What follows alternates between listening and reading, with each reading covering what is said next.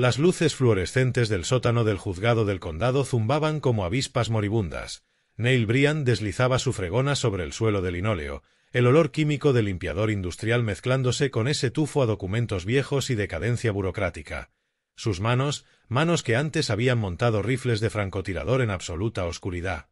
Manos que habían extraído objetivos de complejos fortificados en 3 continentes, ahora se aferraban a un mango de madera pulido por años de trabajo repetitivo. Tenía 42, pero parecía mayor, ese tipo de vejez que nace de ver cosas que graban líneas en el rostro de un hombre como el agua orada la piedra. Su hija Megan decía que tenía los ojos tristes incluso cuando sonreía. Ella tenía 17. Era brillante y la única razón por la que la transición de operador a conserje no había sido insoportable. Neil había estado en operaciones encubiertas durante 12 años, trabajando en una unidad que oficialmente no existía, haciendo cosas que jamás aparecerían en audiencias del Congreso ni en documentos desclasificados.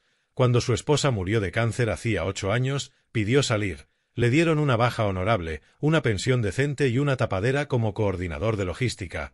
Aceptó el puesto de conserje en el pequeño pueblo de Montana llamado Millbrook Creek porque era tranquilo, anónimo y lejos de cualquier lugar donde alguien pudiera reconocerlo por operaciones que nunca ocurrieron. A las 9 de la noche el juzgado estaba vacío salvo por él y algún abogado trabajando hasta tarde.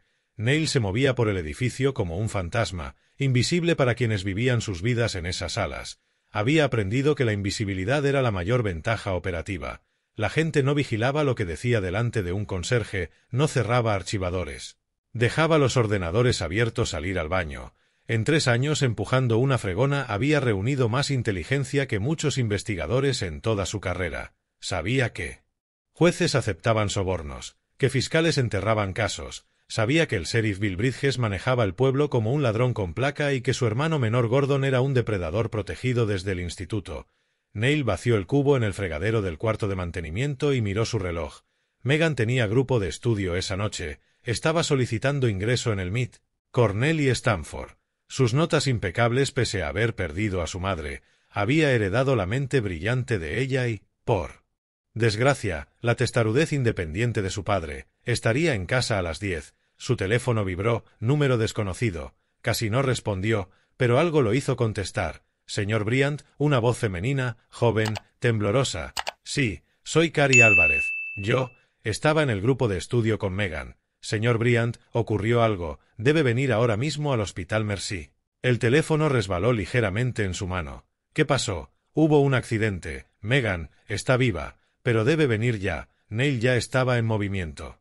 Su tarjeta de conserje abandonada en mitad del pasillo. La parte de él que llevaba dormida 8 años. El operador que se movía por territorio hostil con cálculo perfecto, despertó furiosa. Las luces fluorescentes del hospital eran aún peores que las del juzgado. Sus botas chirriaban sobre el suelo brillante mientras avanzaba hacia urgencias con un propósito que hizo que las enfermeras se apartaran instintivamente. Cary Álvarez lo esperaba en el vestíbulo, una chica delgada, pelo oscuro y ojos enrojecidos por el llanto, 2 estudiantes más acurrucados junto a ella con expresión de shock. «¿Señor Bryant?» Cary empezó, pero él ya la había dejado atrás, mostrando su identificación a la enfermera de recepción. «Mi hija, Megan Bryant, ¿dónde está?» La máscara profesional de la enfermera se resquebrajó un segundo, revelando algo parecido a lástima. «¿Sala 7? ¿El doctor?» Neil ya estaba atravesando las puertas. Megan yacía en una cama de hospital y él sintió algo dentro romperse y recomponerse en algo más duro, más frío. Su rostro estaba golpeado, un ojo hinchado, el brazo izquierdo enyesado, pero fue la mirada vacía en su ojo bueno lo que lo detuvo, esa mirada de quien ha visto lo peor de la humanidad y sabe que jamás podrá olvidarlo. «Papá», susurró antes de romper a llorar. Neil cruzó la habitación y tomó su mano buena, sentándose con cuidado en el borde de la cama, sin decir una palabra. Había aprendido en interrogatorios que el silencio creaba espacio para la verdad. «Fue Gordon Bridges», dijo por fin, el hermano del sheriff. «Estaba en casa de Cary cuando llegamos para el grupo de estudio. Sus padres no estaban. Él estaba bebiendo, dijo cosas y le dije que nos dejara en paz. Se enfadó». La mandíbula de Neil se tensó apenas. Su pulso siguió estable. Años de entrenamiento. Me agarró, intentó, no pudo terminar. Luché. Cary y los demás intentaron ayudar, pero él era mucho más grande. Hizo cosas. y cuando seguí luchando me llamó pequeña basura igual que mi madre muerta. Me arrastró hasta su camioneta, condujo hasta el puente Raven, dijo que iba a enseñarme una lección sobre respetar a hombres capaces de hacer desaparecer a mi papá el conserje. El monitor cardíaco junto a la cama se aceleró mientras ella continuaba con la voz rota. Me lanzó. Papá me lanzó del puente, no sé cómo sobreviví. El río estaba helado, logré agarrarme a unas rocas y arrastrarme hasta la orilla. Un conductor me vio en la carretera y llamó a emergencias. Un médico entró, el doctor Raone Avery según su placa, finales de los 50, gesto comprensivo. Señor Bryant, necesito hablar con usted afuera. Con voz baja explicó. 3 costillas rotas, brazo roto, contusiones severas, hipotermia leve, es un milagro que esté viva. Ese puente está a 40 pies sobre el agua, debería haber muerto. Hizo una pausa. He documentado todo para el kit de agresión sexual. La evidencia es clara. La oficina del sheriff vendrá en breve para tomar declaración. El sheriff, repitió Neil sin inflexión. Procedimiento estándar, el sospechoso es el hermano del sheriff. La expresión de Avery cambió. Ya veo, me aseguraré de enviarlo todo también a la policía estatal. Pero ambos sabían cómo iba esto en Millbrook Creek. El sheriff Bill Bridges llegó 30 minutos después. Un hombre grande, 63 años, unos 110 kilos, con esa arrogancia que dan 20 años de autoridad sin freno en un pueblo pequeño. Su ayudante, Bobby Odd, lo seguía incómodo. Bridges entró en la habitación sin llamar. Señorita Bryant, necesito hacerle unas preguntas sobre lo ocurrido. Neil se levantó de la silla junto a la cama. No sin un abogado presente. Bridges clavó sus ojos pequeños y mezquinos en Neil. Solo intento obtener los hechos. Su hija ha hecho acusaciones graves. Mi hermano dice que fue consensuado, que ella se enfadó cuando él no quiso seguir y que se tiró del puente para llamar la atención. Típico caso de acusación falsa. Megan emitió un sonido herido. La voz de Neil siguió serena, pero algo en su mirada hizo que la mano de Bridges se acercara inconscientemente a su arma. Su hermano violó a mi hija e intentó matarla. El hospital tiene pruebas, hay testigos. Testigos de un encuentro consensuado que se descontroló. Las chicas adolescentes hacen locuras, Bryant. Además, Bridges se inclinó lo suficiente para que Neil oliera el whisky en su aliento. Mi familia tiene raíces profundas en este condado, 4ª generación en la ley. Tengo inmunidad profesional y judicial. Aunque su hija no fuera una mentirosa, que claramente lo es, no le pasaría nada a Gordon. Así que sugiero que le enseñe a ser más cuidadosa al acusar a sus superiores. El operador dentro de Neil calculó. Bridges armado, seguramente con chaleco, el ayudante más joven y rápido. Seguridad del hospital. Respondería en menos de 2 minutos. Cámaras en el pasillo, no en la habitación. 17 testigos potenciales en esa planta. Daños colaterales inaceptables con Megan presente. Mantener posición, paciencia, recopilar inteligencia primero. Fuera, dijo Neil en voz baja. Bridges sonrió con sonrisa depredadora. Me voy, con una advertencia. Mi hermano es un empresario respetado. Si le causas problemas descubrirás lo complicado que puede ponerse todo para un conserje fracasado y su hija mentirosa. Cuando se fueron, Neil permaneció con Megan hasta que cayó en un sueño agotado por la medicación. Luego salió al pasillo y llamó a un abogado que sabía que pelearía.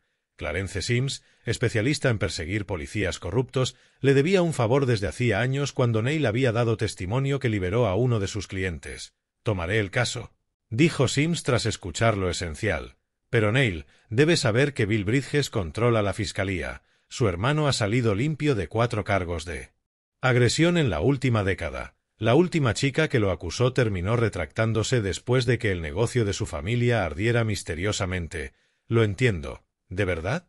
Porque yo pelearé legalmente, pero las probabilidades son malas. Este pueblo es suyo. Lo entiendo, repitió Neil. Haz lo que puedas por la vía legal. Al colgar, Neil permaneció en el pasillo vacío sintiendo cómo volvían a encajar los viejos instintos. Había pasado 12 años siendo un arma destinada a enemigos del Estado, operando en países donde la ley era una sugerencia y la justicia se medía con un arma o un cuchillo. Gordon Bridges cometió el error crítico de creer que Neil Bryant, el conserje, era todo lo que había. Olvidó mirar bajo el camuflaje. Las siguientes 3 semanas avanzaron con la inevitabilidad de una máquina rota. Clarence Sims presentó cargos. La fiscalía dirigida por Mike Dunar, compañero de universidad de Bill Bridges, retrasó, pidió prórrogas, perdió documentos. Cuando por fin imputaron a Gordon, salió libre en 1 hora. Neil lo observó desde la galería mientras Gordon sonreía a Megan, rígida junto a su padre. Gordon era todo lo que Neil despreciaba. 38 años, incapaz de mantener un trabajo más de 6 meses, viviendo de un fideicomiso de la empresa maderera del abuelo, ropa cara, Range Rover personalizado, 3 detenciones por conducir ebrio desestimadas, 2 cargos de agresión desaparecidos y ahora esto. El juez Sergio Lloyd, nombrado por el aparato político de Bill Bridges, fijó un juicio para 6 meses después y limitó la evidencia. El kit de agresión lo consideró circunstancial, los testigos poco fiables, el testimonio de Megan posiblemente influido por el trauma. Neil asistió a cada audiencia, tomando notas en un cuaderno de cuero, documentando horarios, qué puertas tenían cámaras, qué funcionarios se reunían en privado, mapeó la seguridad del juzgado, detectó puntos ciegos, aprendió los patrones de todos los involucrados, por las noches investigaba. Su autorización de seguridad había expirado hacía tiempo, pero aún tenía contactos, antiguos operadores en el sector privado, analistas de inteligencia que le debían favores, un enlace de la CIA que una vez lo sacó de un centro negro en Siria. La información llegaba en correos cifrados y puntos muertos, registros financieros de Gordon, datos de su móvil, propiedades, asociados, patrones de movimiento. Megan dejó de ir a clase, no podía dormir ni comer. La chica brillante que aspiraba a las mejores universidades ahora se estremecía con ruidos fuertes y lloraba al ver hombres que se parecían a Gordon. Neil la encontró una noche en el baño con un frasco de pastillas, intentando reunir valor para acabar con su dolor. La llevó a terapia con la doctora Naomi Tate, una de las pocas en el pueblo sin vínculos con los Bridges. Naomi era buena, paciente, hábil, pero tras la tercera sesión llamó a Neil aparte. Está desarrollando estrés postraumático, la falta de justicia empeora el trauma, se siente perseguida, indefensa. Si nada cambia, me preocupa su pronóstico. ¿Qué recomienda? Sinceramente, irse, llévela a otro lugar. Bill Bridges no controla todo el sistema. Pero huir significaba que Gordon haría lo mismo a otra chica. Significaba que Megan viviría con miedo, creyendo que el mundo permitía que los monstruos caminaran libres. Neil no podía aceptarlo. Llegó la fecha del juicio, un martes de finales de octubre. El otoño de Montana tiñendo las montañas de dorado y rojo. Neil se sentó detrás de Clarence Sims mientras el fiscal presentaba un caso débil a propósito. Testigos entrevistados por Bill Bridges cambiaron sus historias. Desapareció evidencia. El kit fue cuestionado por tecnicismos. Gordon declaró mintiendo con la seguridad de quien nunca afronta consecuencias. Afirmó que Megan lo había buscado, que se enfadó cuando él la rechazó, que saltó del puente para llamar la atención. Su abogado la pintó como inestable. Mencionó la muerte de su madre. Sugirió que el trauma la había desequilibrado. El jurado deliberó 4 horas. No culpable en todos los cargos. Gordon salió del juzgado donde Bill lo esperaba con champán. Lo descorcharon allí mismo en las escaleras mientras Megan colapsaba en brazos de su padre. Bill Bridges cruzó miradas con Neil entre la multitud y sonrió. Luego se acercó, su rostro a centímetros. «Te lo dije», murmuró para que solo Neil lo oyera. «Tengo inmunidad, mi familia la tiene. No puedes hacer nada. Acéptalo, conserje. Enseña a tu hija mentirosa a aceptarlo, o quizá revise tus impuestos, inspeccione tu vivienda. Encuentre infracciones. Quizá tu hija tenga un accidente. Quizá la arresten por posesión, encontraremos drogas en su mochila. Puede ir por muchos caminos, así que sé listo, olvida esto, sigue adelante». Neil lo miró con los mismos ojos que habían encarado a señores de la guerra y terroristas. «Lo entiendo. Buen hombre, mantén la cabeza baja, así vivirás más». Esa noche Neil arropó a Megan, se aseguró de que tomara su medicación y se quedó hasta que durmió. Luego bajó al sótano y abrió la caja fuerte oculta tras un panel falso. Dentro había cosas que Neil, el conserje, no debía tener. Pasaportes con 3 nombres distintos, dinero en varias monedas. Un portátil con cifrado militar, armas que no existían en ningún registro y archivo sobre operaciones que nunca habían sucedido. Encendió el portátil y empezó a redactar un plan de misión con la misma precisión con la que antes preparaba incursiones contra Al-Qaeda. Evaluación del objetivo, análisis de amenazas, inventario de recursos, cronograma operativo, planes de contingencia, estrategia de salida. En algo tenía razón Bill Bridges. Neil no podía hacer nada por vías legales, pero olvidaba que Neil había pasado una década haciendo desaparecer personas sin juicio, sin órdenes y sin dejar pruebas ni para tribunales militares. Había extraído objetivos de complejos vigilados, eliminado amenazas en territorios hostiles y siempre con denegabilidad perfecta. Gordon no tenía idea de que ya era un muerto en vida. Al día siguiente Neil volvió al trabajo. Mismo juzgado, misma fregona, misma invisibilidad, pero ahora estaba en modo operativo. Cada conversación era inteligencia, cada archivador sin cerrar una oportunidad, cada cámara un punto a registrar, cada rutina un patrón que memorizar. Supo que Gordon planeaba una caminata en solitario a Glacier Peak, una tradición de cada noviembre con su abuelo. Sin cobertura, 3 días de travesía. Siempre iba solo porque, como decía en el bar, necesitaba alejarse de mujeres necesitadas y de la basura del pueblo. Perfecto. Neil pasó la semana siguiente en reconocimiento, condujo al inicio del sendero en sus días libres, recorrió rutas, identificó puntos de emboscada, zonas de retirada, caminos de escape. El área era remota, a 3 horas del pueblo, sin cámaras, con cobertura satelital irregular por las nubes de noviembre. Elaboró un mapa topográfico con coordenadas GPS, marcó fuentes de agua, cortados, zonas con algo de señal. Planificó 5 aproximaciones distintas y 8 rutas de escape. Por las noches preparaba su equipo. Una Sig Sauer P226 con supresor, sin registro, estéril, un cuchillo táctico. Bridas, suministros médicos, equipo de supervivencia, un móvil desechable sin GPS, dinero en efectivo. Todo para una operación de 3 días en terreno hostil. También investigó el equipo de Gordon, un hombre predecible. Misma mochila Arc'teryx, mismo equipo Yeti, misma comida de senderismo. Subía a redes fotos con geolocalización anunciando su ubicación a cualquiera. El miércoles, una semana después del juicio, Neil llamó al trabajo diciendo que estaba enfermo. Megan se quedaría unos días con la doctora Tate como parte de la terapia. Neil cargó su camioneta con equipo de acampada que parecía el de cualquier cazador.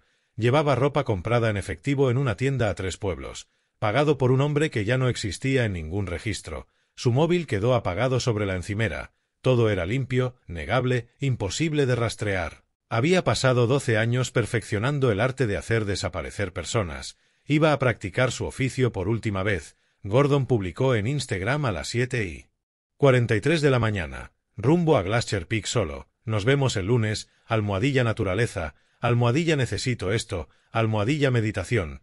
Neil vio la publicación 1 hora más tarde usando el wifi público de una cafetería. Terminó su café, borró su historial y condujo hacia el norte, a montañas donde aún existía la justicia. Las primeras 24 horas de caminata de Gordon transcurrieron sin incidentes. Neil lo seguía a distancia moviéndose por el bosque con la misma quietud que sus instructores le habían inculcado durante la selección. Gordon era blando, descuidado, ponía música en un altavoz portátil espantando a la fauna, dejaba equipo tirado en su primer campamento, hacía la hoguera demasiado grande anunciando su ubicación. Nivel aficionado. Neil acampó 2 crestas más allá, comió comida fría y revisó su plan. La operación se llevaría a cabo el segundo día, en un tramo del sendero que bordeaba un barranco empinado. En esas montañas eran habituales las caídas accidentales. Gordon daría un mal paso, rodaría por un desnivel de unos 100 pies y moriría a causa de las heridas. Los equipos de rescate encontrarían su cuerpo días después, si es que lo encontraban. Limpio, creíble, imposible de rastrear. Pero mientras Neil observaba a Gordon a través de sus ópticas de largo alcance aquel segundo día, viéndolo comer y revisar el móvil durante un breve momento de cobertura, algo cambió en su enfoque. Gordon miraba redes sociales, se reía de los comentarios, completamente ajeno a que estaba en el punto de mira de alguien. Aquel hombre había destrozado a Megan. Había tomado a una chica brillante y segura de sí misma y la había reducido a una cáscara aterrorizada que no podía dormir sin medicación. Ya lo había hecho antes con otras chicas. La investigación de Neil había destapado 3 incidentes similares enterrados por la maquinaria de Bill Bridges, y volvería a hacerlo porque hombres como Gordon nunca se detienen. Un simple accidente era demasiado misericordioso. Neil ajustó el plan. Esa noche, Gordon acampó junto a un pequeño lago, encendió su fuego, calentó comida liofilizada y se metió en la tienda sobre las 9 de la noche. La temperatura caía rápido. Noviembre en Montana no perdona errores. A las 2 de la madrugada, cuando la respiración de Gordon se había asentado en él. Ritmo profundo del sueño, Neil se movió. Inutilizó la cremallera de la tienda con una pequeña brida, un truco que parecía un defecto de fábrica, y esperó. Gordon despertó a las 6:30, aturdido y helado. Forcejeó con la cremallera varios minutos, frustrándose, hasta que acabó rajando la lona con su cuchillo. Ya estaba desequilibrado, irritado.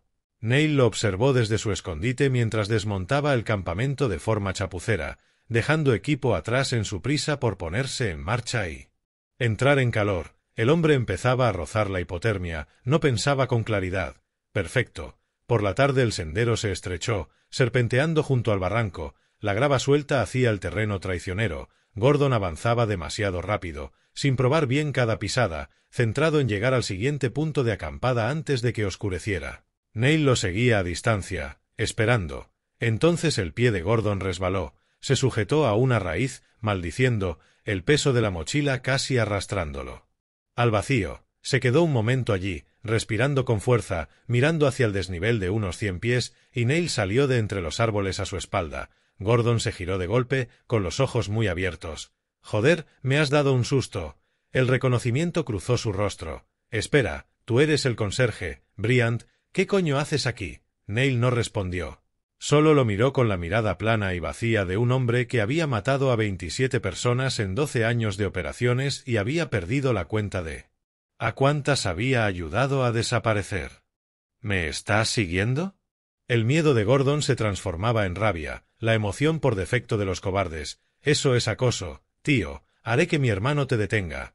¿Crees que vas a hacer algo, que puedes tocarme?» Neil dio un solo paso hacia adelante. Gordon reculó a trompicones, su pie enganchándose en la roca suelta. «No te acerques, te lo advierto. Tu hermano dijo que tenía inmunidad». Dijo Neil en voz baja. «Dijo que yo no podía hacer nada. Se equivocaba. No puedes hacer esto. Irás a prisión. Bill te destruirá. La prisión es para quien deja pruebas». Neil sacó la Sig Sauer con silenciador. «Pasé 12 años haciendo desaparecer personas sin juicios, sin registros. Tu hermano olvidó preguntar qué hacía yo antes de ser conserje». El rostro de Gordon se quedó blanco. «Por favor, me iré del pueblo. Confesaré, haré lo que quieras. Por favor, heriste a mi hija, la tiraste de un puente. Destrozaste su futuro porque se negó a dejar que destrozara su cuerpo». La voz de Neil seguía lisa, factual. «Hombres como tú no paran.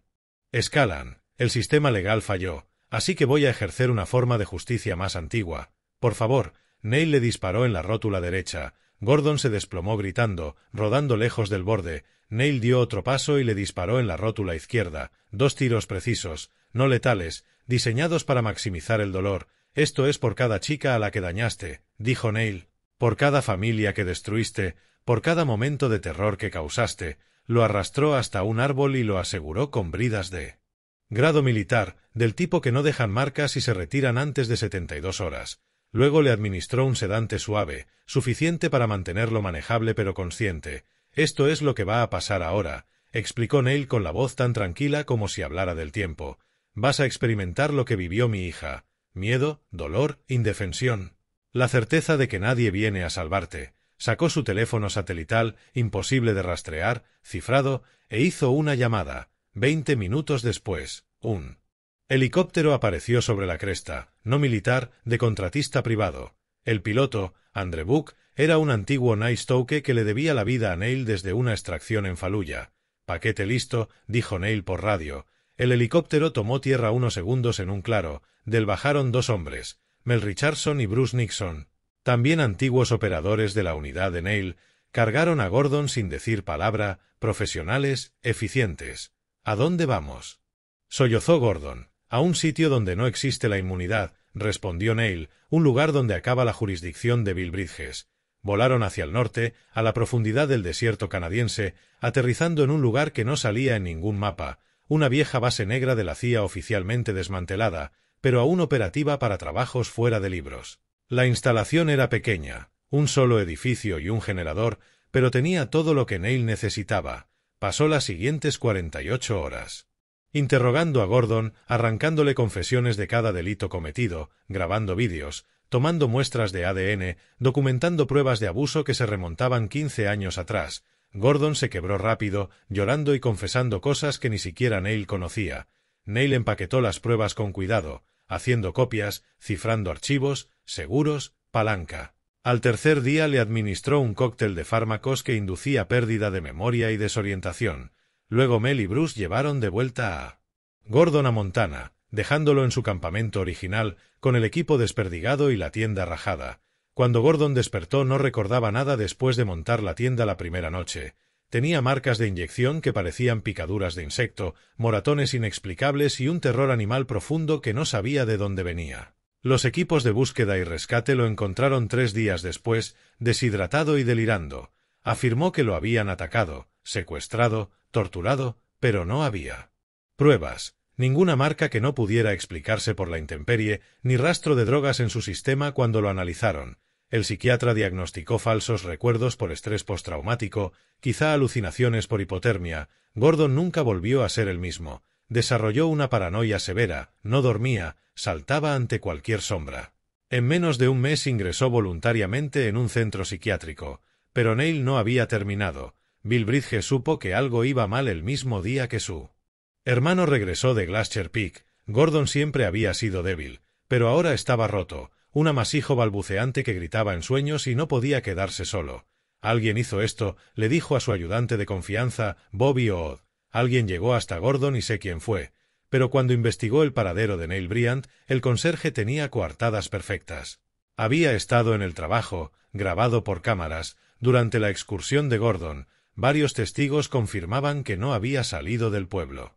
El GPS de su camioneta mostraba que no se movió de Millbrook Creek. Aun así, el instinto de Bill le gritaba que Bryant era responsable. Empezó a escarbar. Antecedentes, finanzas, historial laboral. Fue entonces cuando encontró las incoherencias. El pasado de Neil era demasiado limpio, demasiado vago.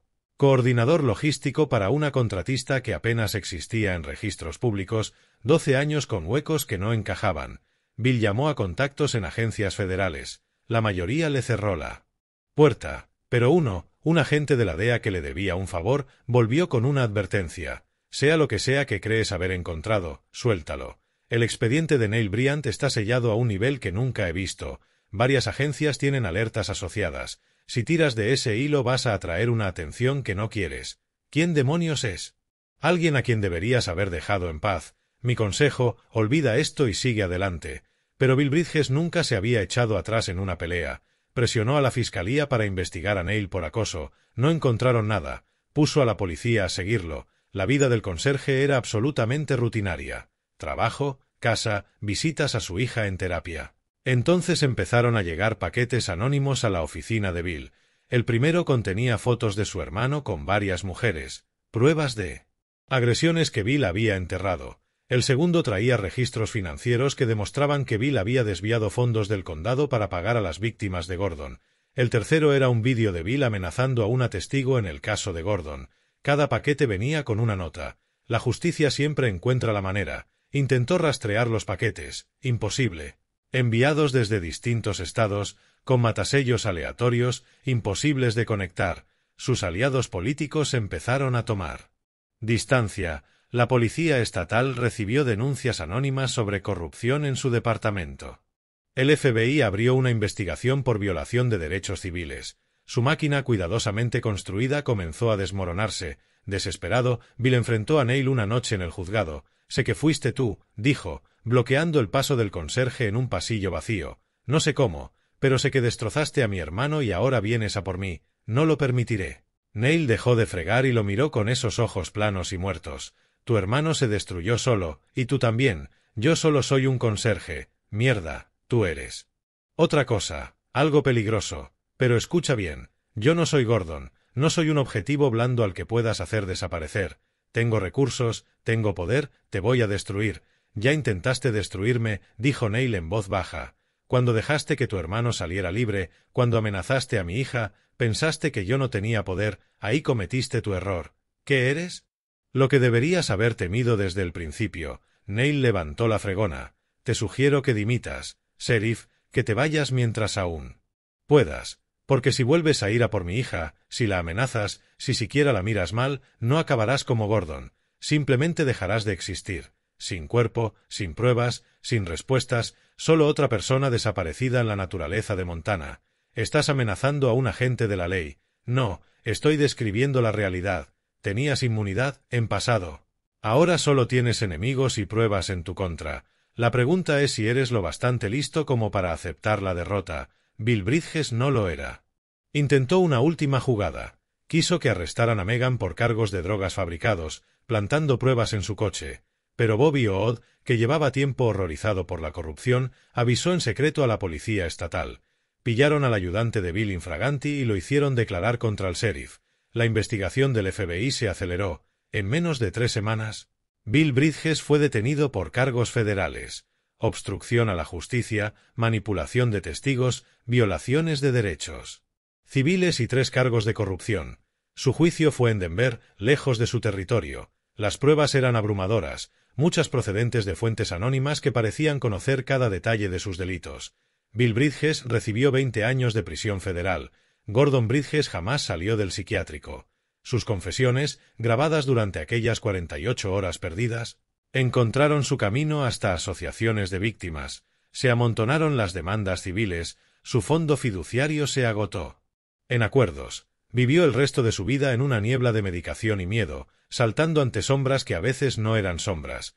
Neil Bryan siguió siendo conserje, continuó empujando su fregona por el sótano del juzgado, invisible e ignorado. Megan se fue recuperando poco a poco con la ayuda de la doctora Tate, hasta volver al instituto. Consiguió entrar en el MIT con una beca completa, su futuro restaurado. La última noche antes de irse a la universidad se sentó con su padre en el porche, viendo cómo el atardecer de Montana pintaba de oro las montañas. «Papá», dijo en voz baja, «sé que hiciste algo. No sé qué, pero sé que el hombre que me hizo daño ha desaparecido y el hombre que lo protegía está en prisión.